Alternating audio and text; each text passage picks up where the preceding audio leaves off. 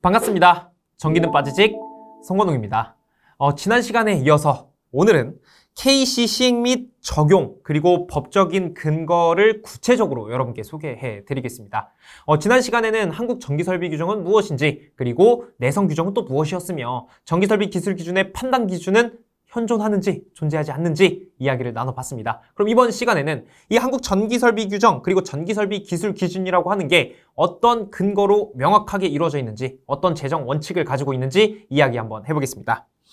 자, 일단 KC 시행 및 적용이에요. 여러분도 잘 아시겠지만 이 KC가 시행된 것은요 2021년 1월 1일 이후부터 시행이 되었습니다. 그런데 이 산업계에서 그래도 이 새로운 법령을 받아들이기에는 아직은 조금 적응 기간이 더 필요하다. 그래서 정부에서 이 산업계의 어떤 의견을 수렴하고 오케이, 그러면 21년 1월 1일부터 21년 12월 31일까지는 이 전기설비 기술 기준의 판단 기준을 적용해도 된다라는 어떤 적용 기간을 제시했어요. 그래서 여기 보시는 것처럼 21년 1월 1일부터 22년 1월 1일 이전까지 한국전기설비 기술 기준의 판단 기준과 한국전기설비 규정이 병행 적용되었습니다.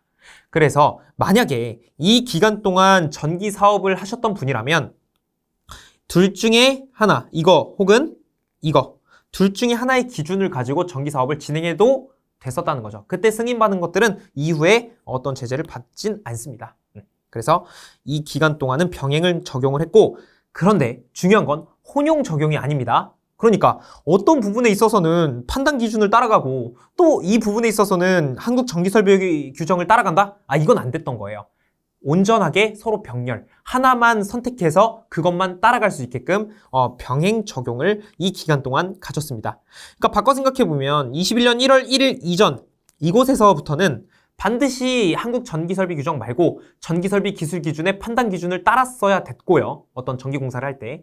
그 다음에 이 기간 동안에는 전기설비 기술 기준의 판단 기준 그리고 한국전기설비 규정 병행 적용 가능했고요. 그런데 이 기간부터는 반드시 새롭게 공사를 하거나 어떤 점검을 하는 곳은 이 한국전기설비 규정을 따라야 이 전기사업을 진행할 수가 있게 되었습니다. 그래서 이 부분을 여러분께서 꼭 캐치를 해주셨으면 좋겠습니다. 그래서 원래는 21년 1월 1일부터 시행인데 적용 기간을 고려해서 이렇게 정부에서 제시를 했다는 거 여러분이 기억해 주시면 좋을 것 같고요. 만약에 내가 이 시점에서 판단 기준으로 전기사업 승인을 받았습니다. 그러면 이 기간 지금 22년 넘어갔는데 이거 문제되는 거 아닙니까? 여러분 이 기간은 문제가 안 되죠. 괜찮아요. 이 기간 괜찮아요. 그런데 만약에 지금 이곳에서 전기설비 기술 기준의 판단 기준으로 심사를 받으려고 그러면 당연히 심사에서 탈락하게 되는 것이죠. 그래서 이 부분 꼭 참고해 주셨으면 좋겠습니다.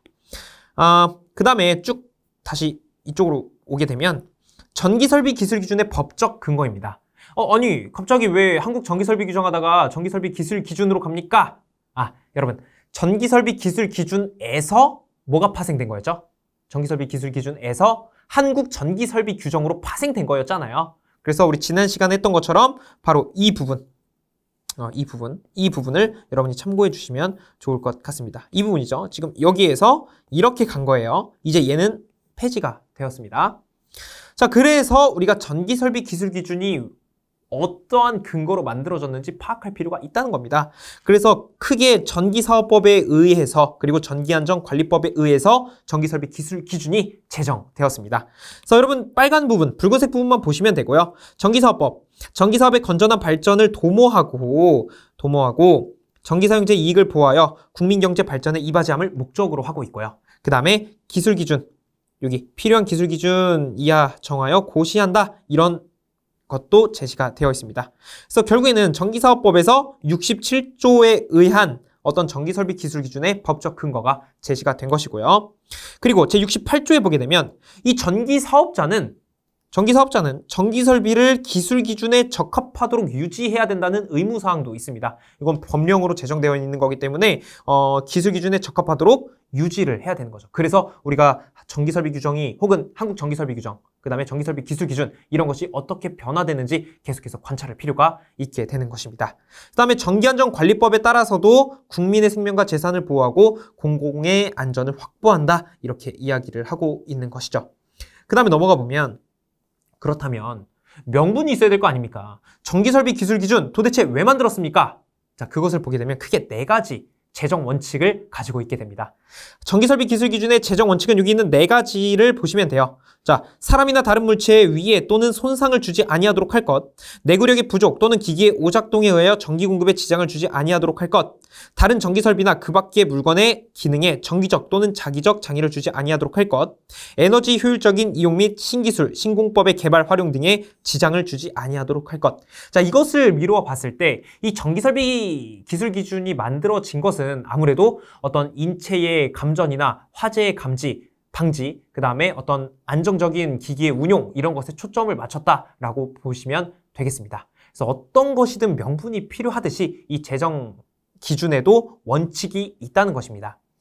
그 다음에 전기설비 기술 기준이라는 어떤 전문을 살펴보게 되면 그 목적이 있는데 바로 발전, 송전, 변전, 배전 또는 전기 사용을 위해서 설치하는 기계, 기구, 댐, 수로, 저수지, 전선로, 보안 통신선로, 그 밖의 시설물의 안전에 필요한 성능과 기술적 요건을 규정하고 있습니다.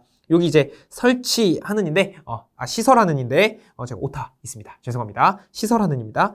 자, 어쨌든 이런 것을 또 미뤄봤을 때 우리나라에 존재하는 대부분의 전기 설비를 시설할 때는 이 전기 설비 기술 기준을 따른다고 보시면 돼요.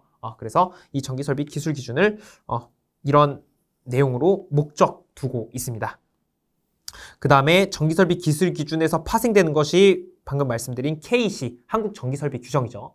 이 KC가 그거의 약자예요. 코리아 일렉트로 테크니컬 코드의 약자입니다. 그러니까 우리나라의 어떤 국제 표준처럼 만들어낸 것이죠. 왜냐하면 원래 이 전기설비 기술 기준의 판단 기준은 어떻게 보면 일본의 법령을 거의 모방해서 만들게 된 것이죠. 그래서 일본의 영향을 많이 받았어요. 그러다 보니까 국제 규격, 국제 표준과 맞지 않은 그런 문제가 있기 때문에 이 KC는요, 기존에 우리가 갖고 있던 전기설비 기술 기준의 판단 기준에다가 국제 표준 IC를 적용하게 되고요. 그러다 보니까 우리나라가 이제 무역 중심 국가가 되지 않겠습니까? 그 다음에 수출을 할 때도, 기술을 수출을 할 때도 그것이 되게 올바르게 작용을 할 수가 있게 되는 것이죠.